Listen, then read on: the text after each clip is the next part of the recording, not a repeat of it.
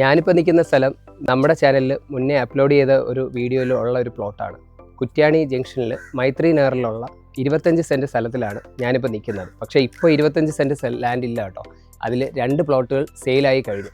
അന്ന് ശരിക്കും പറഞ്ഞാൽ ആ വീഡിയോ ചെയ്യുന്ന സമയത്ത് ഇൻ്റർലോക്കോ കാര്യങ്ങളോ ഒന്നും ചെയ്തിട്ടില്ല. അന്ന് ഞാൻ ആ വീഡിയോയിൽ പറഞ്ഞിട്ടുണ്ടായിരുന്നു, നിലവിൽ ഇൻ്റർലോക്കോ എല്ലാം ചെയ്താണ് ഈ പ്ലോട്ട് നിങ്ങളുടെ മുമ്പിൽ എത്തിക്കുന്നതെന്ന്. അതിപ്പോൾ നമ്മളിപ്പോൾ ഇൻ്റർലോക്ക് എല്ലാം ചെയ്ത് കഴിഞ്ഞിട്ടുണ്ട്.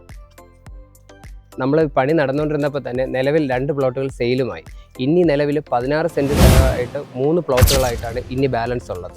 5 സെൻറ്റ്, 6 സെൻറ്റ്, 4 സെൻറ്റ്.